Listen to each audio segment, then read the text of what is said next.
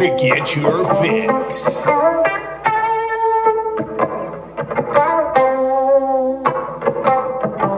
you ready? Are you ready to get your fix? Are you ready? Are you ready to get your fix? Are you ready? Are you ready to get your fix? Are you ready? Are you ready to get your fix? Are you ready? Are you ready to get your fix? Are you ready to get your fix? With the Wicks here on this beautiful Tuesday, March 1st, 2022, and welcome to the show, whether that be on Facebook or on YouTube. If you're on Facebook, please do me a favor, hit the like and hit the share to spread this, lovely show to your friends, to your family. If you're on YouTube, hit the subscribe. All right, it'd be much appreciated. So, as we all know, it's officially Combine week. The Combine has started today. Now, if you do remember, we kind of dived into what it all is going to entail going forward. Thursday is really the start of all of the fun stuff. Okay, the quarterbacks, the wide receiver, the tight ends doing their 40, their bench press, and all that other nonsense. The vertical, the long jump, whatever it is. They're doing all of that starting Thursday. Then they'll move into Friday with a whole different group of people. Then they'll do it obviously Saturday and Sunday, and then it'll be all said and over with. And then on to the pro days for all of these college athletes that are potentially going to make their way into the NFL and pursuing and completing their dream of playing or being in a National Football League athlete or a player. Or you get what I'm trying to say here. So today, it's basically all these teams going there and all these college prospects going to the draft, getting ready, getting their hotel room. They're probably already there, getting their schedule of what to do, when to do it, and all this nonsense. So it's a lot of media time for a bunch of these people. Okay, there's gonna be a lot of news coming about, like with teams that specifically need a quarterback problem or have a quarterback problem. They need to fill that role. They need to make that position a little bit better. Or they have a running back problem, or they have a wide receiver problem. And so it's going to be a lot of the media talking to all these head coaches of NFL organizations, of NFL teams, and kind of diving into, picking their brain a little bit of what they are going to potentially do in the draft and what they're looking for and what they're looking forward to seeing, basically, on the field. So it's kind of an exciting time for most of these athletes. Obviously, it's kind of a grueling time as well, because these athletes have to get up about 2 a.m., 3 a.m., some of them, just to get ready and get out of their hotel or get checked out of their hotel, go to the stadium, Lucas Oil Field or Lucas Oil Stadium, and then get their whole breakdown of what they're going to be doing and when they're going to be doing it. So there's a lot of that. So that means with Combine Week starting, listen, there's a lot of news kind of popping off. And we're going to dive into at least a couple of that, or the majority of what has happened already today and what has really been talked about today. And then, I guess before that, we're going to talk about the MLB briefly, because it might be a sad day for all you baseball lovers out there, including myself. Okay, I mean, I'm fucking wearing a baseball shirt. Love to play the sport. Actually, my favorite sport to play. Not so much watch. That'd be football to watch, because when I watch baseball, I get pissed because I'm not playing, I'm not on the field, or it's boring. I mean, I love, don't get me wrong, I love going to the stadium, love sitting down, having a couple brewskis with the boys, and really bringing in the whole atmosphere of a baseball game. But at home, sitting on the television or sitting on the couch watching the television, watching these baseball games, it's kind of like, all right, what inning are we in? Oh, we're only in the third inning. Okay, so 6 more to go. And then I ask the same question probably 2 minutes later. All right, what inning are we in? Oh, it's only the fourth inning. All right, so we got some ways to go. Sounds good. And I mean, that process is continually happening throughout baseball, throughout the season. But hey, it is what it is. I love baseball. Playing it, that is. Not really watching it too much, but I still watch. I still dabble in it a little bit. But we'll talk about that to start off the show. So, are you ready to get your fix. Well, I guess some of you may know, some of you might not know that the MLB and the MLBPA has really they've been working on a collective bargaining agreement. Basically, they meet once every off season to kind of, dive into the details of all these contracts and the money wise or the money side of things and like what's going to really happen for the players. Okay, this is basically the players coming to the MLB and saying, look, we want this, this, and this kind of to be changed and be different so that it helps us out. It gives us a little bit more leeway in this sport. And the MLB is going to kind of sit there and they're going to listen. They're going to try to work out a deal. And that's been basically happening for the past couple months now. And they really haven't been close to really, hitting on an agreement or, agreeing on an agreement, basically. So they really haven't budged. Now, I don't really know too much about this other than there's been no ground made. And officially today, the MLB commissioner, Rob Manfred, came out and said, look, we have not come to an agreement for the collective bargaining agreement. So I will be suspending or I will be postponing, not really postponing. There won't be regular season baseball. Only the first two series. He's canceling the first two series of the regular season for the MLB.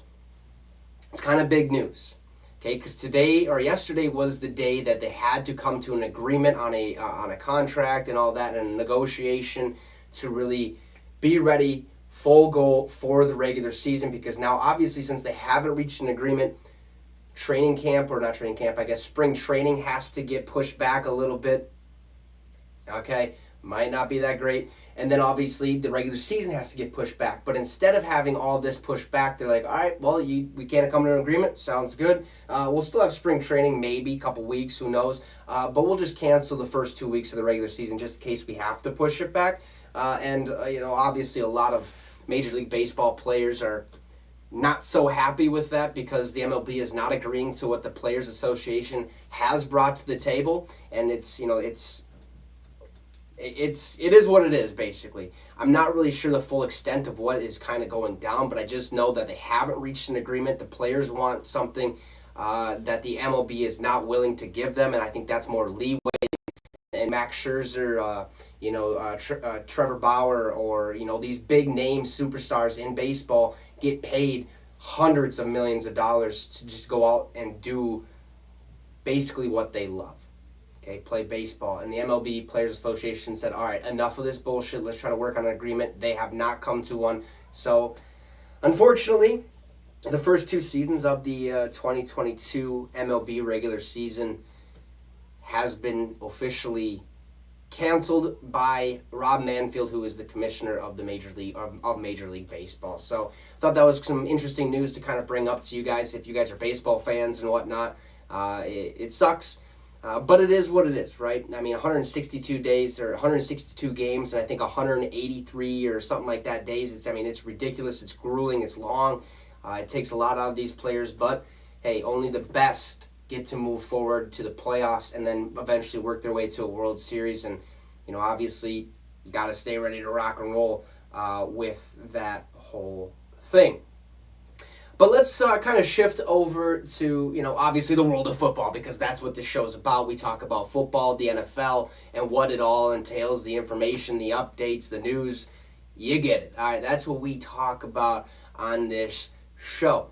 So, obviously, with it being Scouting Combine Week, there's a lot of news popping off. A lot of media members have been talking to head coaches from a lot of organizations, including the Cowboys, the Broncos, the Dolphins. Like, literally every single owner or head coach has been getting talked to. So there's a bunch of news to kind of talk about. We'll start right off the bat with the Denver Broncos.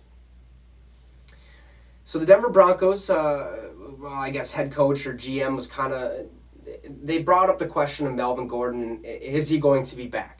And from what it sounds like, Melvin Gordon should be back with the Denver Broncos this upcoming season. And that's a big thing. That's a huge that's a huge key piece and position to keep on your team, because Melvin Gordon, at least in my eyes, isn't a terrible running back. He's not the greatest. Okay, he's not the greatest by any means, but he's a running back that's going to get you the yards that you need, going to put you in the right position, and I think he can only do better going forward. Obviously, he had that whole fallout with the Los Angeles Chargers, the San Diego Chargers, where he was sitting out because he wanted a bigger contract. That wasn't getting done. That wasn't getting handled the right way, and so he obviously lost his starting role to Austin Eckler, who was doing a phenomenal job for the Chargers. Melvin Gordon comes back because he realizes, oh shit, I'm about to lose my job. I better come back and play. Well, he already lost it, okay, and had to go other places. So he went to Denver, and he's done a pretty solid job.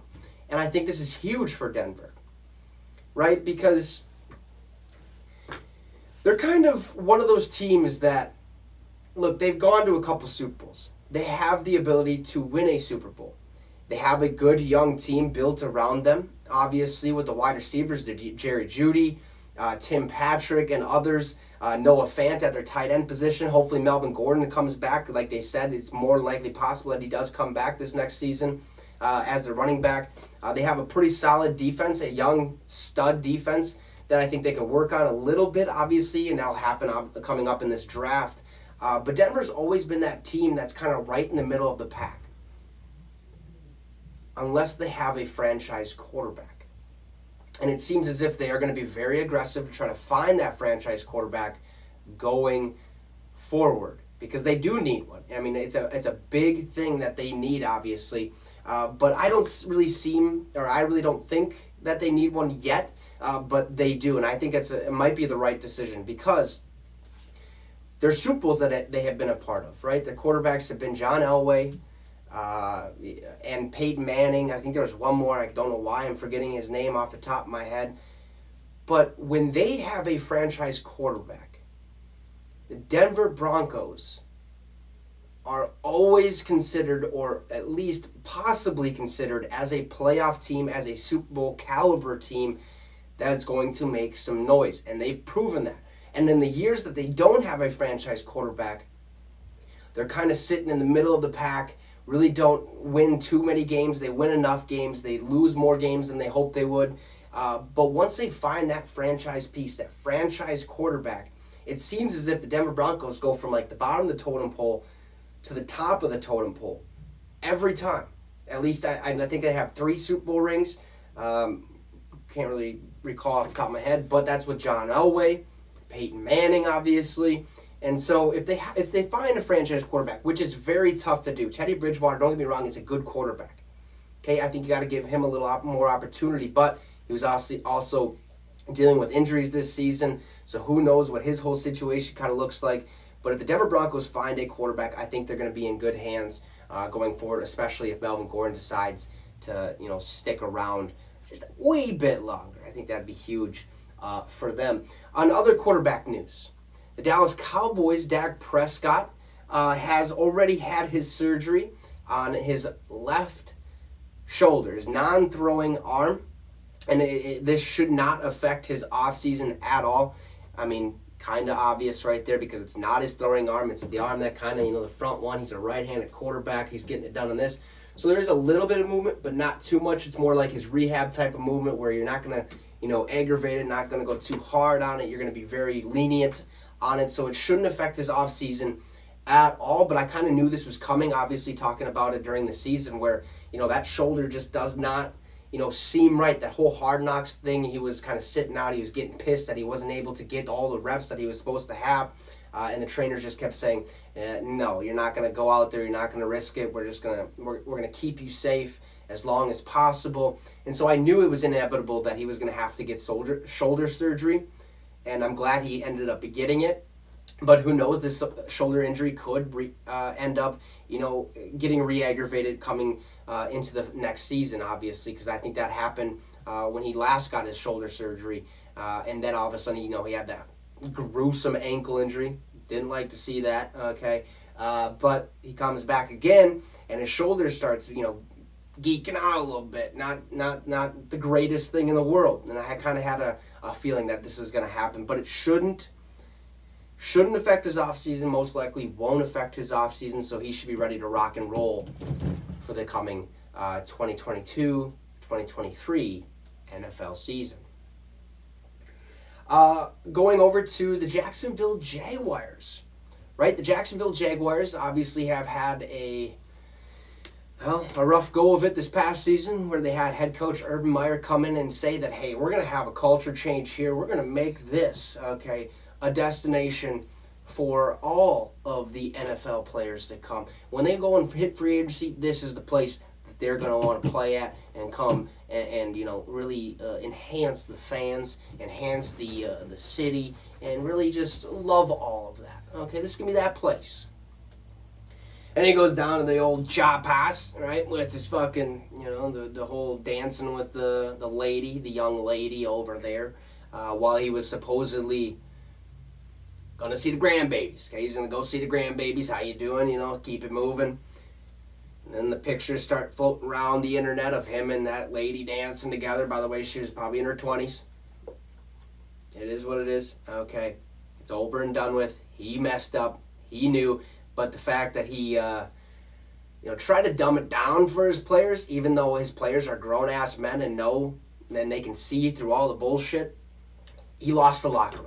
Right then and there, it was said and done and over with. He ends up getting fired. They have an interim head coach kind of finish the season out for them. And the big question was, all right, who's going to be the next leader of the Jacksonville Jaguars? Then he got John. I asked John the question. He said, Doug Peterson. And he was right. Okay, Doug Peterson ends up becoming the Jacksonville Jaguars head coach just a couple weeks ago. Obviously, I think at the beginning of February, obviously after the Super Bowl, Doug Peterson was announced as the head coach of the Jacksonville Jaguars. And it seems as if he's already turning heads in Jacksonville in a good way, in a positive way. So Jacksonville, they have kind of been in the works of potentially finding basically an executive vice president for the team to kind of help the general manager out, to kind of help all the personnel hirings out and kind of make things go more smoothly. But it seems as if they stopped, and they actually kind of have. This is a statement from Shad Khan, who's the owner of the Jacksonville Jaguars. He says, I am pausing on the consideration of introducing an executive vice president of football. In just over 3 weeks, Doug Peterson has instilled a structured and disciplined approach that is clearly making a difference in our culture and mindset. I feel we're best served at this time by allowing Doug, Trent Baalke, who is their GM, and their assistants to take their ownership of our path forward. We will continue to explore the addition of personnel to other areas of our football operations to provide everyone the best chance to win. That's kind of big news.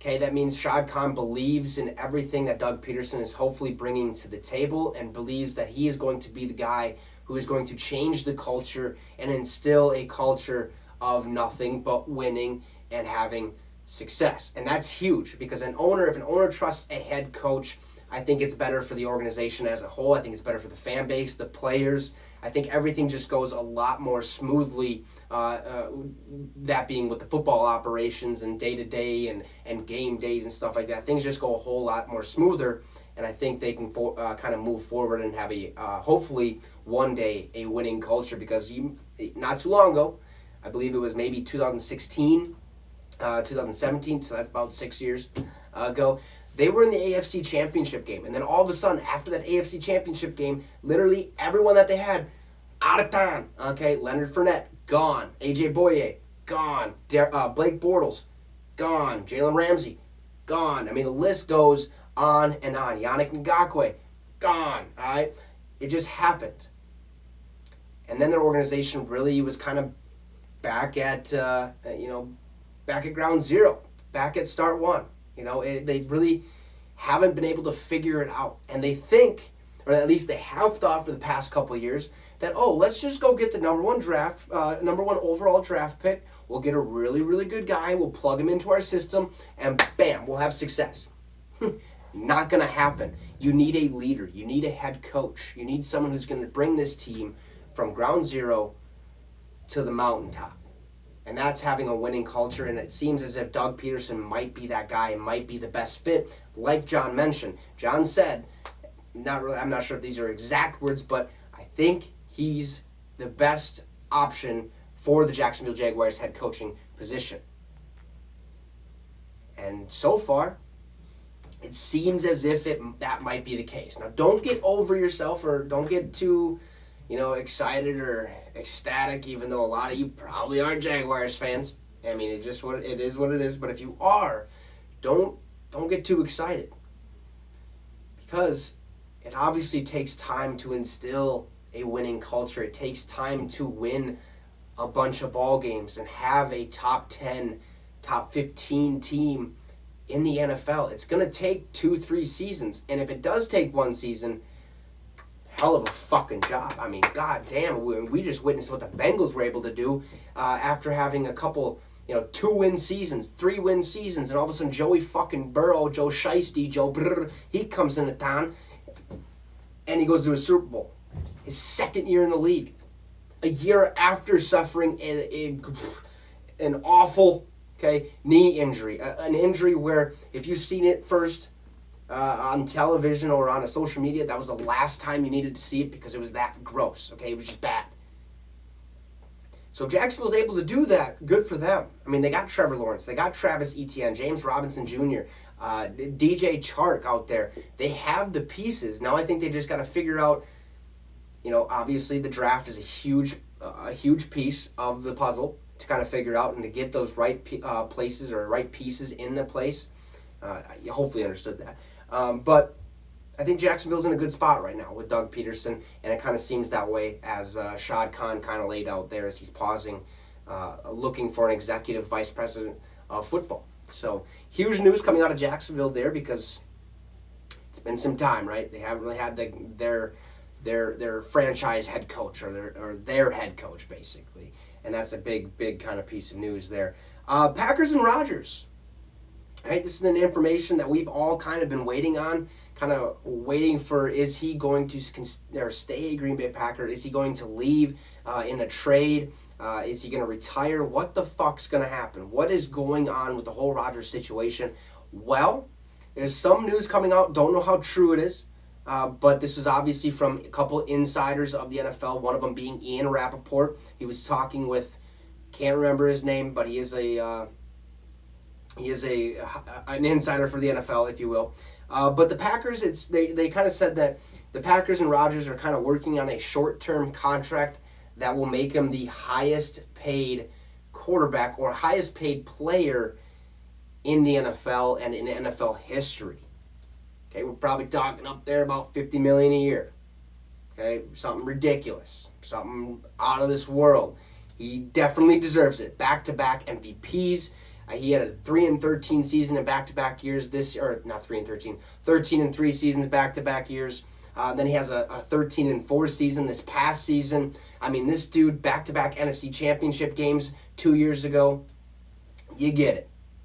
He definitely deserves his MVP. I mean, the dude is ridiculous at football. I mean, he's honestly a beast. And coming from a Vikings fan, I really never liked Green Bay, never really liked Aaron Rodgers, but from being able to see him more, listening to what he has to say and kind of silencing all the critics, silencing all the, the haters out there who are just, oh yeah, he's a piece of shit and all this stuff, and he's doing this because he only cares about himself. Well, good for him.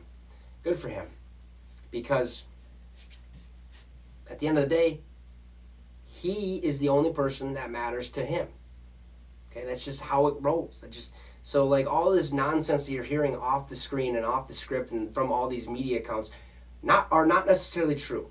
But it seems as if the Packers and Rodgers are kind of working on a short-term contract. Obviously, there's still $26 million over the cap space, so they got some more money problems to fix. Obviously, Devontae Adams is a free agent right now. They might franchise tag him. They might have to find a way to give him a contract extension if he decides to stay.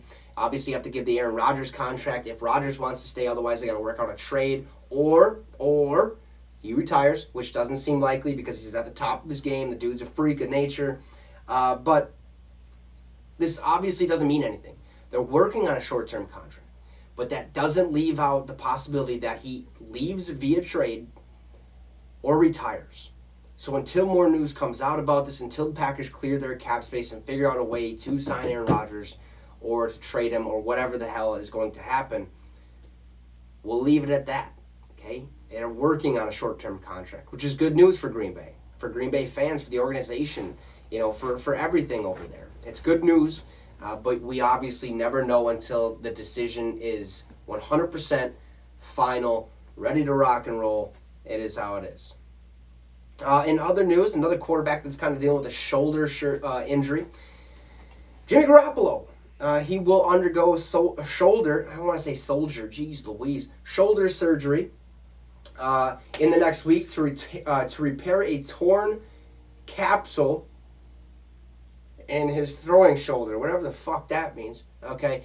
But this time, instead of like Dak being the non-throwing shoulder, Jimmy, it's on his throwing shoulder, okay? So Dak not affecting his offseason, but Jimmy Garoppolo, this surgery should sideline him until the summer. So no workouts, no throwing the ball, slowly doing rehab, all these band things to re-strengthen the muscle that had to be repaired. I have no idea what the fuck a capsule is, okay? My best guess is it's something that goes on top of something, but it's a torn, I don't know. You get what I'm trying to say. It's something in his shoulder. Ain't right. Got to get surgery. But, look, doesn't mean he won't get traded. He's still most likely going to end up getting traded by the end of this month. At least that's what I've read. That's what I've seen from insiders via, all the, the NFL guys, the NFL insiders, Ian Rappaport, Field Yates, Tom Pelissero, Adam Schefter, Ari Mirov, sort of. I think he's kind of getting into the game now, which good for him because I've been following him for quite some time, and the dude, I mean, he's pretty good. He's nonstop worker out there. But he's still likely to be traded, and there's a lot of suitors out there. Obviously, the Colts probably should be the number one suitor for him unless they decide to stick with Carson Wentz, which they very well might. But Jimmy Garoppolo, we all know, at least we all think, that he really is not a great thrower of the ball. And with Jonathan Taylor over there, you really don't need to throw the ball that much. You just hand it off. Just give him the ball. Pittsburgh Steelers are another real option out there because Najee Harris, 20-plus carries a game, that could be a real option over there. Philadelphia, not so much. Okay, Las Vegas, not so much. Carolina could also be another one of those kind of destinations for him. Maybe. All right. Obviously, they got Christian McCaffrey, who is both a running back and kind of a receiving back in the backfield there. But just expect Jimmy Garoppolo to be most likely be traded in the coming weeks, at the end of this month, probably. But he's going to be sidelined until at least the summer. The Giants, they came out with some interesting news. Sounds as if, obviously with their organization being absolutely atrocious, garbage, trash, whatever you want to say, whatever kind of syllable you want to put in front of there, or acronym, whatever it is, they're going to be cleaning house. Okay, they're going to be making some moves. They're going to be open to basically anything. The Giants are open to considering all sorts of trades, all types of trades, including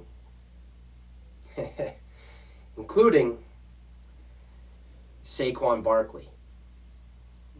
That's right. Now, it's very unlikely that happens.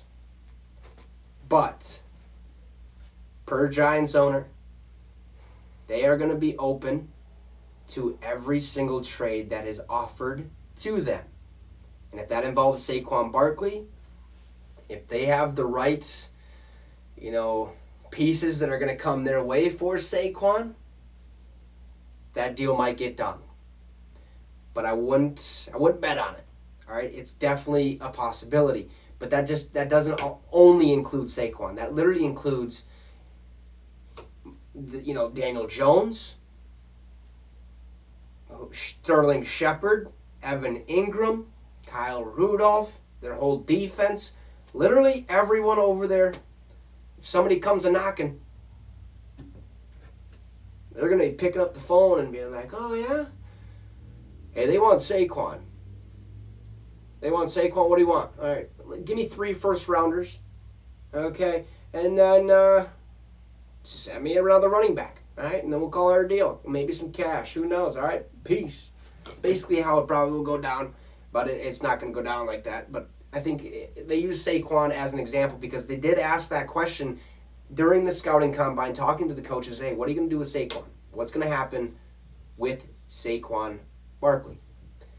Well, we're open to all sorts of trades, basically, is what he kind of said.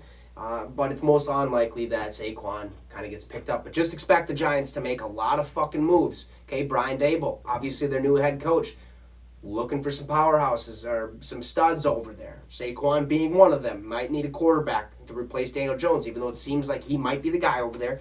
Not 100% sure. They need a wide receiver. Kadarius Toney, he's obviously a stud and up and comer. Was a rookie last year, made a lot of noise. He's going to be solid over there. They got the tight ends, Evan Ingram, Kyle Rudolph. Their defense needs a lot of work. Okay, they need to figure out the defense side of things, and that'll happen during this draft. But who knows? But just know one thing: the Giants are taking calls on all sorts of trades, including everybody.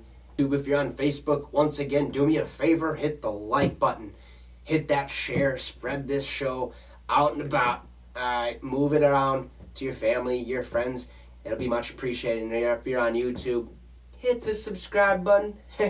Ain't that hard. Looks like this. It's red button. Not quite look like this, but it looks like this color red. And it might be white. I don't know. Hit the button. Be much, much appreciated.